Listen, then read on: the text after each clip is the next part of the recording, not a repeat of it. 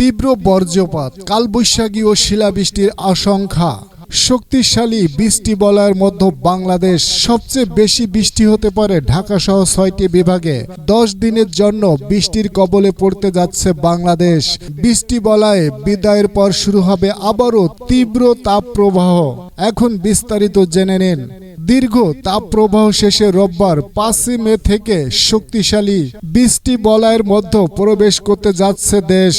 এর ফলে তীব্র বজ্রপাত, কালবৈশাখী ও শিলাবৃষ্টির আশঙ্কার কথা জানিয়েছেন বেসরকারি আবহাওয়া সংস্থা বাংলাদেশ আবহাওয়া অবজারভেশন টিম।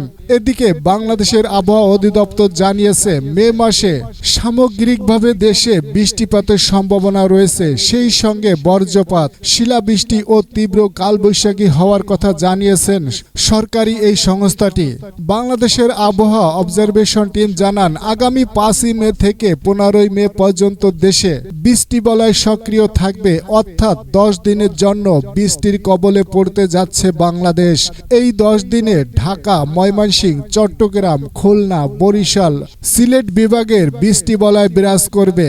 এর মধ্যে সবচেয়ে বেশি বৃষ্টির সম্ভাবনা রয়েছে সিলেটে। এছাড়া দেশের রাজশাহী, রংপুর বিভাগগুলোতে মাঝারি ধরনের বৃষ্টি বলয়ের সম্ভাবনা রয়েছে বলে জানান আবহাওয়া পূর্বাভাস বেসরকারি সংস্থাটি। বিডব্লিউটির প্রধান আবহাওয়া গবেষক খালিদ হোসেন বলেন, একটি তীব্র বজ্রপাত এবং বৃষ্টি বলয় দেশের দিকে ধেয়ে আসছে। এই বৃষ্টি বলয়ে দেশের অনেক এলাকায় কালবৈশাখী ঝড় ও শিলাবৃষ্টির আশঙ্কা রয়েছে। বিশেষ করে বাংলাদেশের পশ্চিম অঞ্চলে শক্তিশালী প্রবল কালবৈশাখী ঝড়ের সম্ভাবনা আছে।